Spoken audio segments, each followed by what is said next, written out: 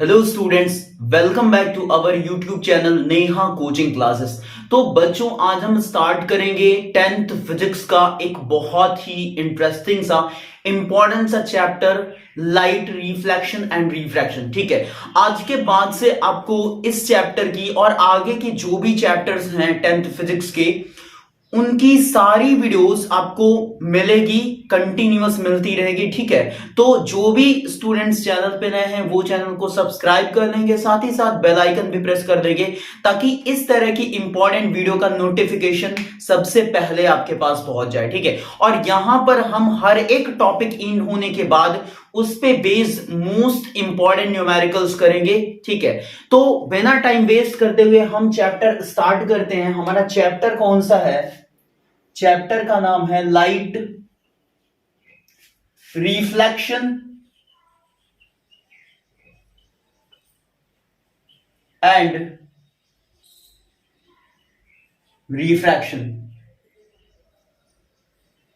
ये चैप्टर है आपका। ठीक है, यहां पे हम सबसे पहले डिस्कस करेंगे जो आपका पहला वर्ड लिखा हुआ है कि लाइट होती क्या है बेटा। ठीक है, लाइट के बारे में डिस्कस करेंगे। ठीक है, इसकी प्रॉपर्टीज के बारे में डिस्कस करेंगे, मतलब डिटेल में हम डिस्कस करने वाले हैं लाइट के बारे में। और फिर इसके आगे हम बढ़ते हुए रिफ्लेक्शन की बात करेंगे। यहां पे मैं साइनिंग बना रहा हूं थोड़ा ताकि ये लगे कि क्या है, आपका लाइट है। ठीक है, ठीक है, लगना भी तो चाहिए ना। अब देखो, सबसे पहली बात कि लाइट आप सबको पता है, आप सब यूज करते हो। विदाउट लाइट आप कोई भी चीजें देख नहीं पाओगे। ठीक है, तो लाइट को क्या बोला जाता है? लाइट क्या है बेटा? लाइट इज अ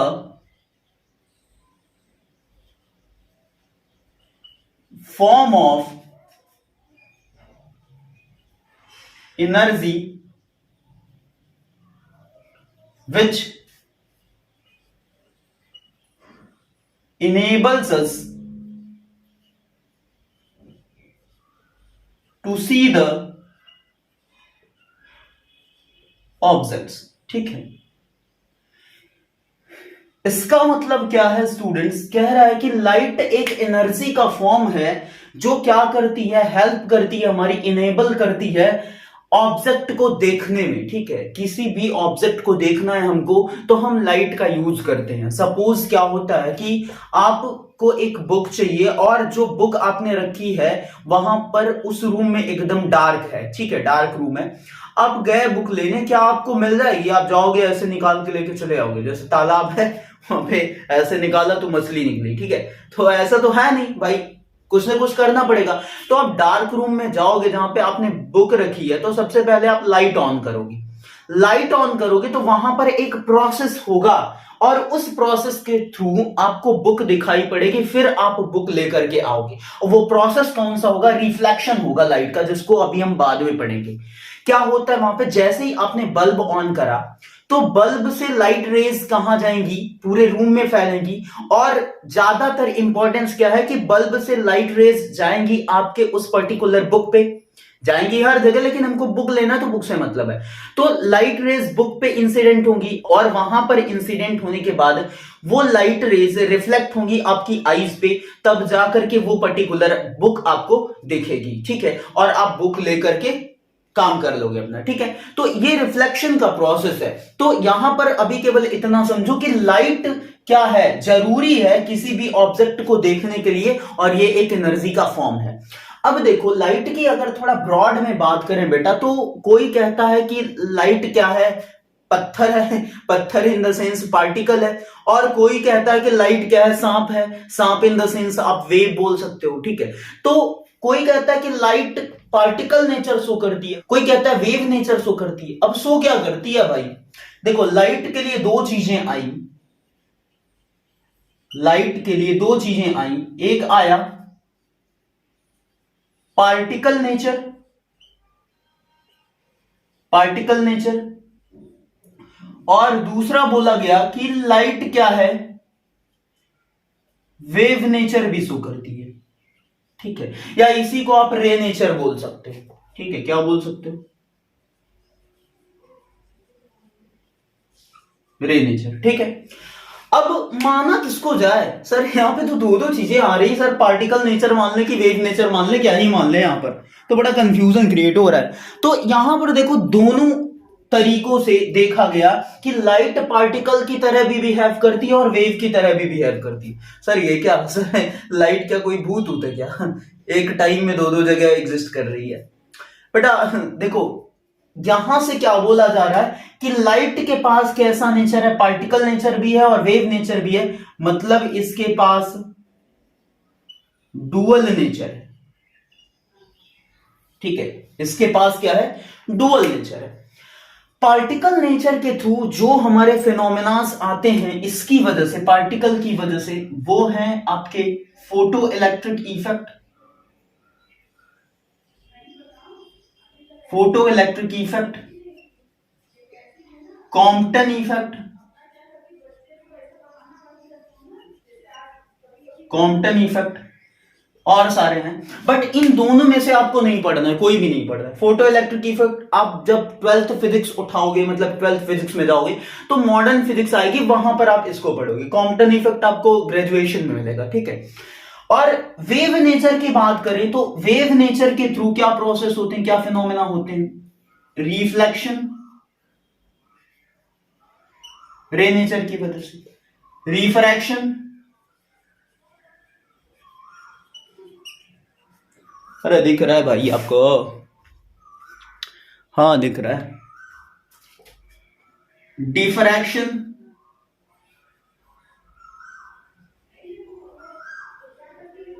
इंटरफियरेंस,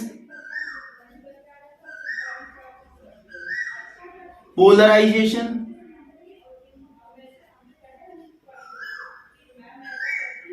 ठीक है। इतने प्रोसेसेस हैं आपके जो कि कहां से आते हैं, वेव नेचर से आते हैं, जिसमें आपको केवल दो पढ़ना है, रिफ्लेक्शन और रिफ्रैक्शन। ठीक है, डिफ्रैक्शन, इंटरफेरेंस, पोलराइजेशन, ये सब आप पढ़ोगे कहां, 12th फिजिक्स में। ठीक है, जब आप वेव ऑप्टिक्स पढ़ोगे तो वहां पे डिस्कस करा जाएगा ये सब चीजें। ठीक, आपको अभी केवल रिफ्लेक्शन पढ़ना है और रिफ्रैक्शन पढ़ना है। तो ये लाइट का क्या हुआ, इंट्रो हुआ। लाइट डुअल नेचर शो करती है, एज ए पार्टिकल भी बिहेव करती है, एज ए वेव भी। ठीक है, अब बेटा आते हैं इसकी प्रॉपर्टीज पे, थोड़ा सा प्रॉपर्टीज डिस्कस करते हैं। तो जो मोस्ट इंपॉर्टेंट प्रॉपर्टी है वो ये है कि इट इज एन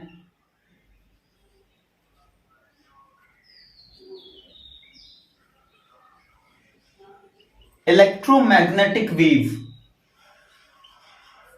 अरे सर ये किस चूहे का नाम है, इलेक्ट्रोमैग्नेटिक वेव बोली जाती है लाइट को। क्यों बोला जाता है, कंप्लीट समझते हैं यहां पे। देखो इलेक्ट्रोमैग्नेटिक वेव क्या होती है, एक ऐसी वेव, अ वेव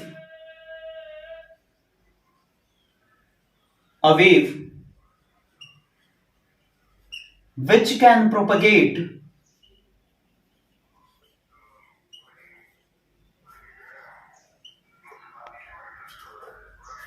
अरे लिख जा भाई, प्रोपगेट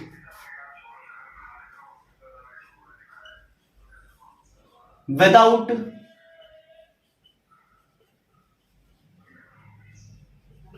एनी मीडियम।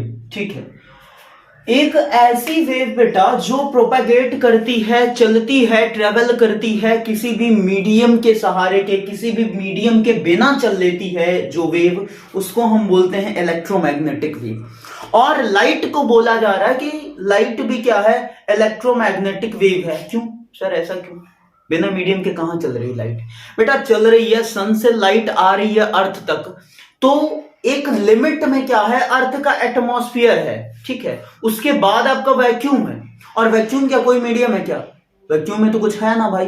ठीक है, तो कोई मीडियम नहीं है, तो क्या है वहां पर, लाइट चल पा रही है, तो बिना मीडियम के चल रही कि नहीं। ठीक है, तो लाइट को इसी वजह से इलेक्ट्रोमैग्नेटिक वेव बोला जा रहा है, क्योंकि जो सनलाइट है वो काफी डिस्टेंस ट्रेवल करके, वैक्यूम से होकर के अर्थ तक आ रही है। ठीक है, और ऐसा कौन कर सकता है, केवल इलेक्ट्रोमैग्नेटिक वेव ही कर सकती है, विदाउट मीडियम के प्रोपेगेट। ठीक है, इस वजह से बोला जा रहा है। क्लियर है ये पॉइंट। नेक्स्ट पॉइंट है आपका it travels in straight line.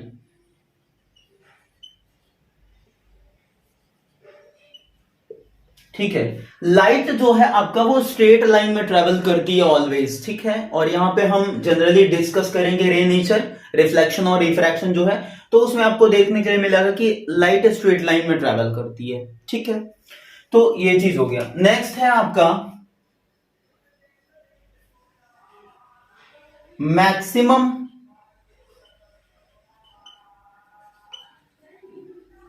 Speed of light in vacuum या फिर फ्री स्पेस या एयर बोल सकते हो,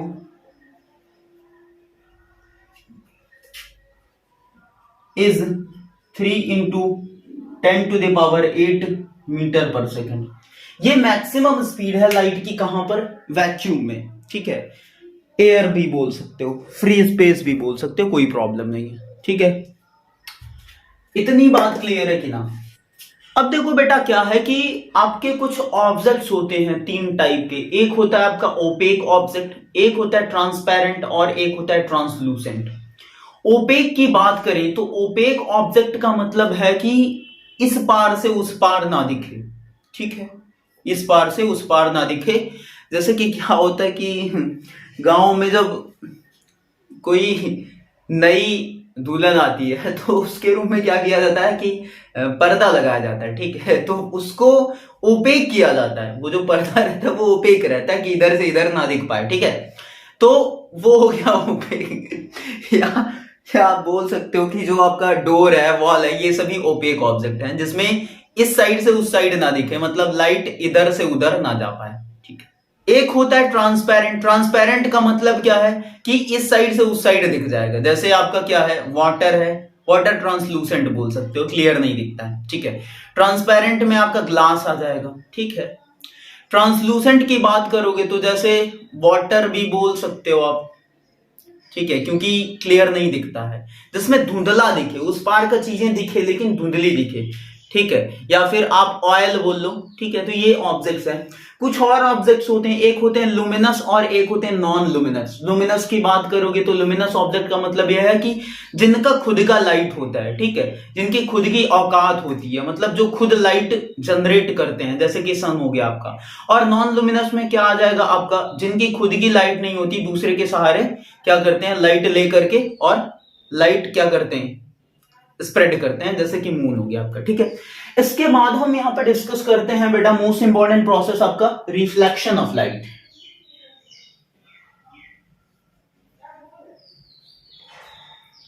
रिफ्लेक्शन ऑफ लाइट क्या होता है?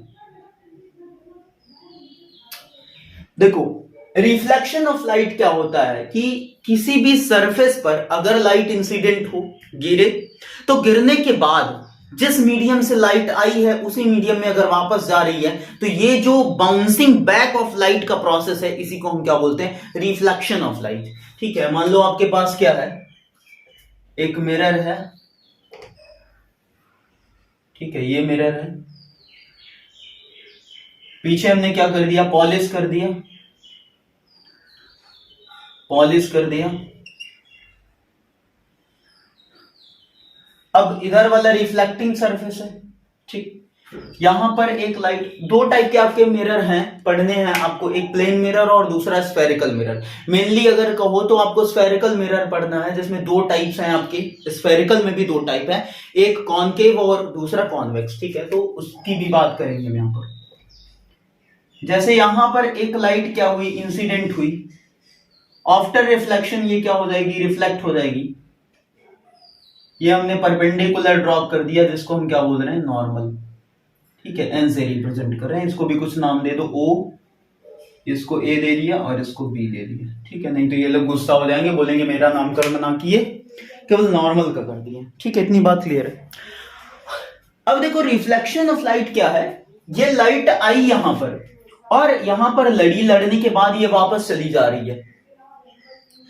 तो लाइट ये बाउंस बैक जो हो रही है, आकर लड़ करके फिर उसी मीडियम में वापस जा रही है, तो ये जो प्रोसेस है इसी को हम बोलते हैं रिफ्लेक्शन ऑफ लाइट। ठीक है, अब ये भी यहां पर क्या है, थोड़ा सा डिपेंडेंसी है सरफेस का। क्या डिपेंडेंसी है, अगर हमारा सरफेस एकदम कंप्लीटली क्या है, रिफ्लेक्टिंग है, स्मूथ है, जैसे कि मिरर है, तो लाइट क्या होगी वहां पर, उसका बहुत कम पार्ट क्या होगा, एब्जॉर्ब होगा, मैक्सिमम पार्ट उसका क्या हो जाएगा, 98-99% वो रिफ्लेक्ट हो जाएगा। यहां पर प्रोसेस तीन होते हैं आपके, एक तो रिफ्लेक्शन हुआ, मतलब लाइट लड़ी और वापस चली गई, एक रिफ्रैक्शन हुआ, रिफ्रैक्शन भी आप पढ़ोगे, रिफ्रैक्शन तब होगा जब यहां पर हम पॉलिश ना किए रहे, तो लाइट, कुछ लाइट क्या होगी, यहां पर लड़ करके इस डायरेक्शन में चली जाएगी दूसरे मीडियम में, ठीक है, तो वो रिफ्रैक्शन हो गया। और तीसरा है आपका एब्जॉर्प्शन, मतलब लाइट अगर पड़ रही है तो लाइट का कुछ पार्ट ये सरफेस भी क्या कर लेगा, एब्जॉर्ब कर लेगा, ठीक है, तो ये भी आप जानते हो। इसके बारे में हम क्या लिख सकते हैं, व्हेन अ लाइट रे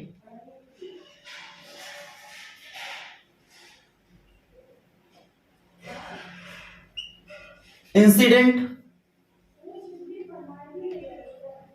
on a smooth surface,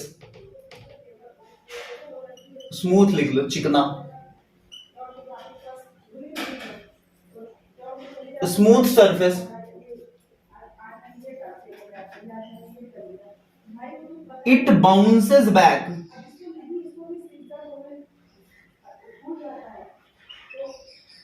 it bounces back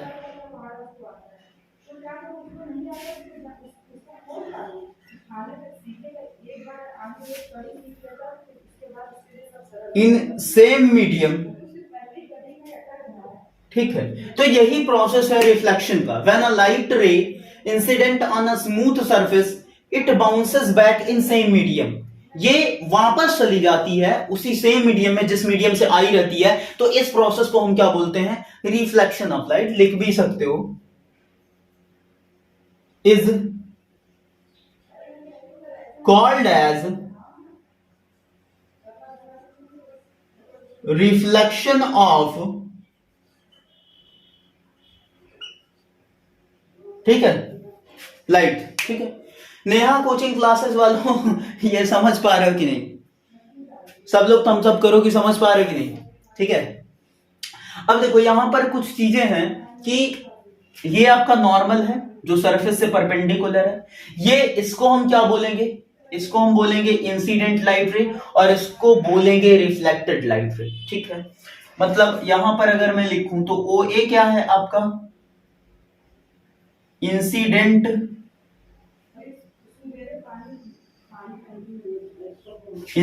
रे, और ए बी क्या है आपका, ए बी के लिए आप लिख सकते हो रिफ्लेक्टेड रे,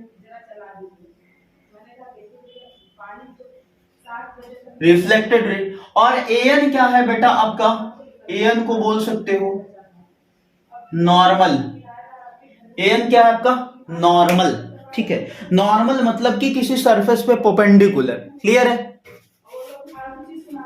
ठीक है, इतनी बात क्लियर है। आगे चलें, ये सब समझ आ रहा है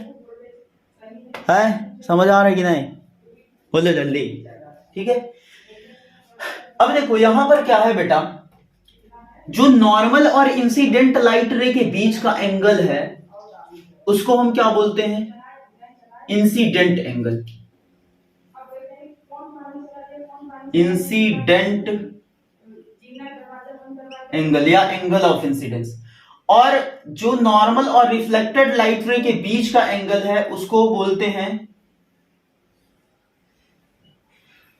रिफ्लेक्टेड एंगल, ठीक है, या एंगल ऑफ रिफ्लेक्शन। इसको आर से रिप्रेजेंट करते हैं और इंसिडेंट एंगल को आई से रिप्रेजेंट करते हैं, ठीक है। सर ये क्यों बता रहे हो, अभी समझो क्यों बता रहे हैं, लॉज ऑफ रिफ्लेक्शन पढ़ाना है हमको, लॉज ऑफ रिफ्लेक्शन,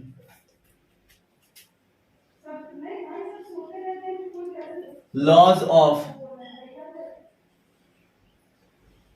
रिफ्लेक्शन, ठीक है। क्या लॉज है रिफ्लेक्शन के, मतलब रिफ्लेक्शन अगर हो रहा है तो क्या उसके कुछ रूल होते हैं। बेटा कोई भी काम करोगे ना, अगर रूल से करोगे तो थोड़ा अच्छा रहता है। तो वैसे ही रिफ्लेक्शन के भी कुछ लॉज हैं। पहला लॉ है that is most important, angle of incidence is always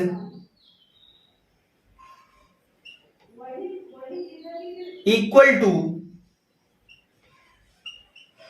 the angle of reflection।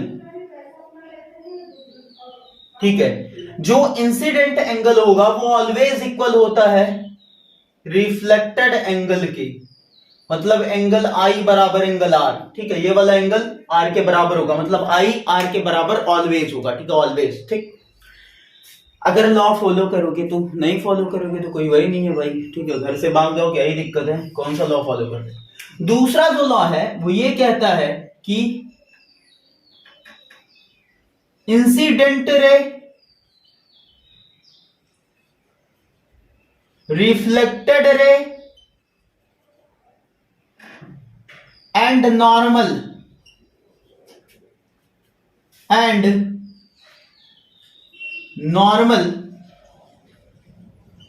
at the point of incidence or lie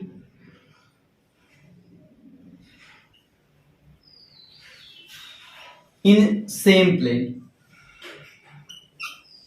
ठीक है, जो इंसिडेंट रे है, रिफ्लेक्टेड रे है और जो नॉर्मल है at the point of incidence पे, वो सारे के सारे क्या हैं बेटा, एक ही प्लेन में रहते हैं। ठीक है, एक ही कुटिया में सो जाएंगे, मतलब एक ही प्लेन का मतलब समझ रहे हो कि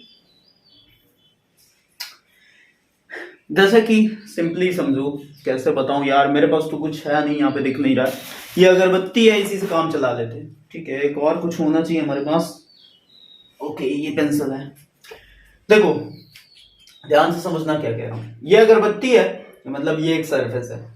अब यहां पर एक ये पेंसिल वाली लाइट क्या हो रही है, इंसिडेंट हो रही है। ठीक, और फिर इधर ये रिफ्लेक्ट हो गई, यहां से यहां पर पड़ रही है।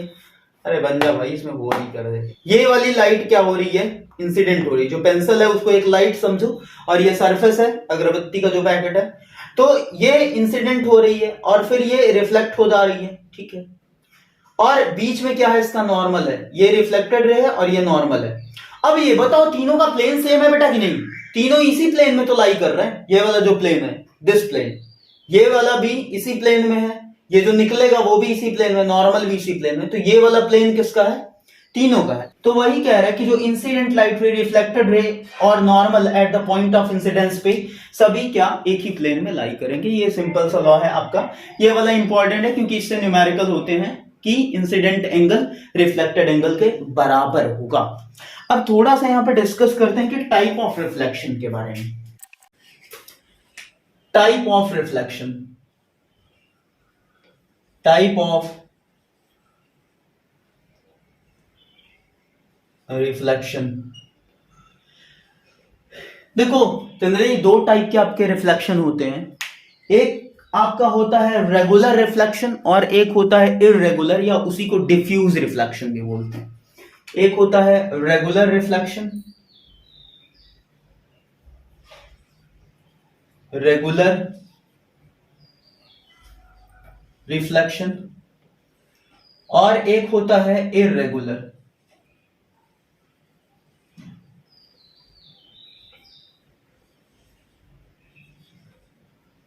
ठीक है, क्या होता है ये सब समझो। रेगुलर रिफ्लेक्शन का मतलब ये होता है कि जैसे ये है, रुको एक सेकंड में इसका फिगर ड्रॉ कर रहा हूं।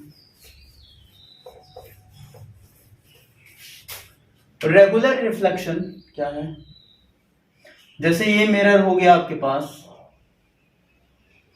ठीक है, एक लाइट रे ऐसे आई, ठीक है, दूसरी लाइट रे ऐसे आई। अरे बन जा भाई, ये क्या ही कर रहा है ये। ठीक है, तीसरी लाइट रे ऐसे आ रही है। अब तीनों लाइट रे क्या है, पैरेलल है। देख रहे हैं तुम्हारा भाई कितना तगड़ा फिगर बना रहा है। ये वाली रिफ्लेक्ट होगी, कुछ इस तरीके से, ये वाली रिफ्लेक्ट होगी कुछ इस तरीके से, और ये वाली रिफ्लेक्ट हो जाएगी कुछ इस तरीके से, ठीक है। यहां पर क्या दिख रहा है बेटा आपको? हाँ बताओ क्या दिख रहा है? देखो 3 पैरेलल लाइट रेज आपने इंसिडेंट कराई इस सरफेस पे, मिरर सरफेस पे, तो जो रिफ्लेक्टेड लाइट रेज जा रही हैं बेटा वापस उसी मीडियम में, वो क्या हो रही हैं? वो भी पैरेलल है। आपको दिख रहा है कि नहीं? दिख रहा है कि नहीं बताओ? पैरेलल लाइट रे अगर आप इंसिडेंट करा रहे हो, पैरेलल बीम ऑफ लाइट बोल सकते हो, बीम का मतलब एक से ज्यादा लाइट रे। अगर पैरेलल लाइट रेज आप इंसिडेंट करा रहे हो मिरर सरफेस पे, तो रिफ्लेक्टेड लाइट रेज भी आपकी क्या मिल रही हैं बेटा? पैरेलल मिल रही हैं। और इसका रीजन क्या है? इसका रीजन ये है बेटा कि ये जो सरफेस है आपका वो कैसा है? स्मूथ है, स्मूथ है। अगर यहीं पर, मतलब सर आप क्या कहना क्या चाहते हैं कि अगर यहां पर हम इरेगुलर सरफेस ले लें, ठीक है, रफ सरफेस ले लें, तो क्या ये नहीं होगा? देखते हैं, देख लेते हैं। देखो ये सरफेस कुछ मैंने क्या कर लिया, ठीक है, रफ सरफेस ले लिया। ये कैसा सरफेस है? रफ सरफेस, ठीक। अब क्या होगा? लाइट इंसिडेंट कराओगे तो ये एक लाइट इंसिडेंट हुई, दूसरी ये इंसिडेंट हुई, तीसरी ये इंसिडेंट हुई। तुमने तो इंसिडेंट कराया पैरेलल बना के, वापस जाके ये क्या बन रही है? समझते हैं इसको कि वापस ये क्या बनेगी बेटा? वापस ना, देखो वापस ये कोई इधर चली जाएगी ऐसे, कोई ऐसे चली जाएगी, और कोई ऐसे चली जाएगी, ठीक है। तो यहां पर जो रिफ्लेक्शन है वो इरेगुलर हो रहा है, रेगुलर मैनर में नहीं हो रहा है। रीजन क्या है आपके पास? सरफेस, सरफेस स्मूथ लिया, ठीक है, क्लीन लिया सरफेस, तो उस केस में आपका रेगुलर रिफ्लेक्शन, ठीक है। पैरेलल अगर डाल रहे हो तो पैरेलल वापस भी मिलेंगे। और डिफ्यूज या इरेगुलर का मतलब क्या है कि अगर सरफेस आपका रफ है तो भले ही आप पैरेलल लाइट रेज इंसिडेंट कराओगे, बट आपको parallel beam of lights reflect होकर के नहीं मिलेगी, ठीक है। This is the type of reflection, ठीक है।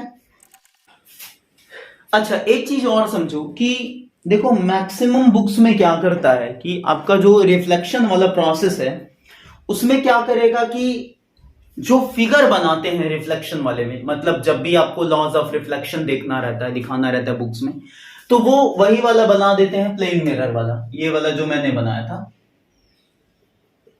ठीक है, ये ऐसे और ये ऐसे, ठीक है। ध्यान रखना कि ये एंगल इक्वल हो, आपका कुछ ऐसा बनाना कि ये एंगल इक्वल हो, इतना जा रहा है तो ये भी इतना जाना चाहिए, ठीक है, इस तरीके से ऐसा कुछ बनाता है। सर स्फेरिकल मिरर में क्यों नहीं बनाते? बना सकते हो, एच.सी. वर्मा सर की बुक उठाओगे तो वहां पे बनाया हुआ है, देखो कैसे। स्फेरिकल मिरर आपके 2 टाइप के होते हैं, अभी मैं बस इंट्रो दे रहा हूं, डिटेल में डिस्कस करूंगा नेक्स्ट वीडियो में, ठीक है। 2 आपके मिरर होते हैं, एक ऐसा होता है गुफा की तरह, जिसको हम क्या बोलते हैं? कॉनकेव,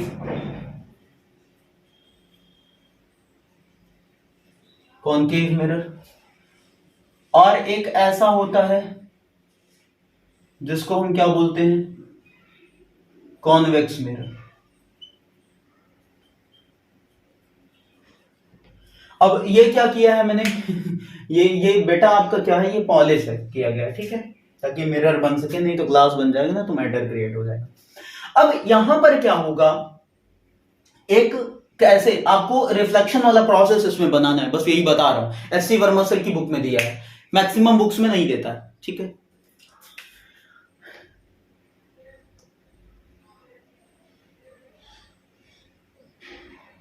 ठीक, अब देखो यहां पर क्या होगा, आपको अगर रिफ्लेक्शन वाला बनाना है तो आप क्या करो, सिंपली एक टेंजेंट ड्रॉप करो। टेंजेंट तो समझ रहे हो ना भाई, है जो कि इसको टच करती हुई जाए, बस केवल टच करती हुई जाए इसको।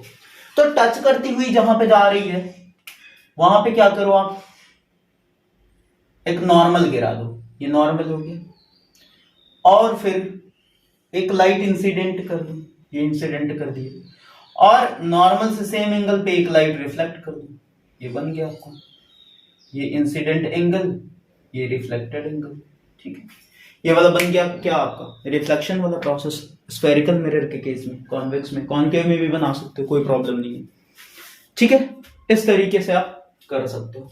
एक इंपॉर्टेंट चीज ये है बेटा कि जो रिफ्लेक्शन होता है, जैसे कि ये मिरर है हमारे पास, देखो हम अपनी आसानी के लिए हर बार प्लेन ही बनाते हैं। अगर एक लाइट रे इंसिडेंट हुई यहां पर, ठीक है, अरे भाई ये तो टेढ़ी हो जा रही है यार, क्या ही हो रहा है आजकल मेरे साथ। अब सही है, ठीक है। एक लाइट रे इस तरीके से इंसिडेंट हुई, मतलब परपेंडिकुलर बन के सरफेस से नॉर्मल बन के इंसिडेंट हो रही है, तो सर इसमें कैसे रे डायग्राम बनाएंगे, क्या होगा इंसिडेंट एंगल, क्या होगा रिफ्लेक्टेड एंगल। देखो जब भी कोई लाइट रे नॉर्मली इंसिडेंट होगी तो वो वही पाथ चूज करके वापस चली जाएगी। इसका मतलब क्या है कि यही हमारी इंसिडेंट लाइट रे है, इंसिडेंट रे, और यही आपकी रिफ्लेक्टेड रे है, और यही आपका क्या है नॉर्मल है। तो अब बेटा बता दो कि एंगल आई और एंगल आर की वैल्यूज क्या होंगी। अगर यही इंसिडेंट है, यही रिफ्लेक्टेड है, तो एंगल आई मतलब इंसिडेंट एंगल, रिफ्लेक्टेड एंगल की वैल्यू क्या होगी, बताओ क्या होगी, कमेंट करो। बेटा 0 हो जाएगी, क्योंकि इंसिडेंट एंगल क्या था, नॉर्मल और इंसिडेंट के बीच का एंगल। तो जो इंसिडेंट लाइट है, रे है, वही नॉर्मल भी है, तो एंगल 0। जो रिफ्लेक्टेड है वही नॉर्मल भी है, तो एंगल 0। या बोल सकते हो आई 0 हो गया तो आर भी 0 होगा, लॉ ऑफ रिफ्लेक्शन। तो दोनों ही क्या होंगे यहां पर 0 डिग्री होंगे। तो जब भी कोई लाइट रे नॉर्मली इंसिडेंट होगी, उस केस में इंसिडेंट एंगल, रिफ्लेक्टेड एंगल दोनों ही 0 डिग्री के फॉर्म होंगे, और तीनों ही रेज एक दूसरे पर लाई करेंगे, ठीक है, कोइंसाइड कर जाएंगे। ओके, देखो यहां पे कुछ न्यूमेरिकल डिस्कस कर लेते हैं। जैसे कि कुछ न्यूमेरिकल्स आपको मिलेंगे, मान लो ये सरफेस दिया है, ठीक है, और एक लाइट रे ऐसे इंसिडेंट हुई, ठीक, और ये नॉर्मल है मान लो आपका, और ये वाला एंगल दिया है हमारे पास 50 डिग्री, ठीक है। तो हमसे पूछ रहा है फाइंड एंगल ऑफ रिफ्लेक्शन, ठीक है, एंगल ऑफ रिफ्लेक्शन निकालना है। तो बहुत इजी है, ट्राई करो एक बार। देखो अब आधे से ज्यादा लोगों को क्या लगेगा कि सर एंगल ऑफ इंसिडेंस 50 है, तो लॉ ऑफ रिफ्लेक्शन लगाएंगे तो हमारा जो रिफ्लेक्टेड एंगल होगा वो भी 50 हो जाएगा। अरे भाई ये भी तो देख लो कि ये सरफेस और इंसिडेंट रे के बीच का एंगल है, और इंसिडेंट एंगल का डेफिनेशन मैंने क्या बताया कि इंसिडेंट लाइट रे और नॉर्मल के बीच का एंगल होता है, मतलब ये वाला एंगल आपका होगा आई। तो ये 50 कैसे हो जाएगा, है 50 तो सरफेस और इंसिडेंट लाइट रे के बीच का बन रहा है ना बेटा, आईआर और नॉर्मल के बीच का होता है ना इंसिडेंट। तो ये वाला टोटल आपका कितना होगा, नॉर्मल और सरफेस के बीच में ऑलवेज 90 डिग्री फॉर्म होता है, तो ये 50 है, तो ये वैल्यू क्या हो जाएगी 40 डिग्री। और आई अगर 40 हुआ तो रिफ्लेक्शन का लॉ लगाओगे तो आर भी आपका क्या हो जाएगा 40 डिग्री हो जाएगा। Angle R is equal to also 40 degree, ठीक है, हल हुआ क्वेश्चन, ठीक। अब देखो कभी कभी आपके पास कुछ ऐसा न्यूमेरिकल आ जाएगा, ऐसे इंक्लाइन कर लो, ठीक है, ऐसे इंक्लाइंड है 90 डिग्री की, एक लाइट रे क्या हो रही है इस तरीके से इंसिडेंट हुई, ये नॉर्मल हो जाएगा मान लो, ठीक है। तो ये वाला एंगल दिया है 30 डिग्री, ये ऐसे रिफ्लेक्ट हो जाएगी इस तरीके से, ठीक है, यहां पे नॉर्मल बना लो, ठीक है, ये इस तरीके से ये रिफ्लेक्ट होगी इस मिरर के लिए, ये रिफ्लेक्टेड लाइट रे, लेकिन इस मिरर के लिए इंसिडेंट बन जाएगी, और ये वाली रिफ्लेक्टेड बन जाएगी इस वाले मिरर के लिए। ये पहला मिरर है, ये दूसरा मिरर है, ठीक है। अब हमसे पूछ रहा है कि ये वाला जो एंगल है, एंगल ऑफ रिफ्लेक्शन बताओ। कह रहा है कि find the angle of reflection formed by second आईना, मतलब मिरर सेकेंड मिरर के थ्रू जो एंगल ऑफ रिफ्लेक्शन बन रहा है उसकी वैल्यू बतानी है। जल्दी कैलकुलेट करके बताओ। ओके, जल्दी बताओ कितना आएगा। बहुत इजी है भाई, बहुत इजी है। देखो ये 30 हुआ तो इंसिडेंट एंगल कितना हो जाएगा, 90 माइनस 30 करोगे 60 डिग्री। ये 60 हुआ तो angle of reflection, loss of reflection लगाओगे कितना हो जाएगा 60 डिग्री। और ये 60 हुआ तो ये वैल्यू भी आपकी कितनी हो जाएगी 30 डिग्री। ठीक, इतना क्लियर है। और यहां से ये दिख रहा है कि ये क्या है आपका 90 है, ये 90 है। तो अगर ये 90 हुआ, ठीक है, ये 90 अगर हुआ तो आपका ये वाला एंगल कितना हो जाएगा, ये वाला एंगल। चाहे ऐसे कर लो या फिर ये दोनों लाइट रेस पैरेलल है, पैरेलल कंसीडर करोगे तो भी कर सकते हो कि ये 30 है तो ये वाला भी 30 आ जाएगा। नहीं बिलीव हो रहा है तो ऐसे कर लो, 9 3 12 120 हो जाएगा। तो 180 माइनस 120 करोगे ये आ जाएगा 60, और ये 60 तो 90 माइनस 60 ये अगेन 30 आएगा। चाहे ऐसे कर लो और चाहे ऐसे कर लो कि ये दोनों पैरेलल है, थोड़ा फिगर सही नहीं बना है, ये दोनों पैरेलल है तो यहां पर क्या बनेगा, ये वाला एंगल क्या होगा, ये वाला इसके बराबर होगा जो कि 60 आ रहा है, या ये वाला इसके बराबर होगा जो इंसिडेंट बन रहा है। अब ये 30 है तो आर की वैल्यू भी कितनी हो जाएगी 30 डिग्री। मतलब जो एंगल ऑफ रिफ्लेक्शन आएगा वो 30 डिग्री आ जाएगा। ठीक है, किसके थ्रू बन रहा है, जो सेकंड मिरर के थ्रू।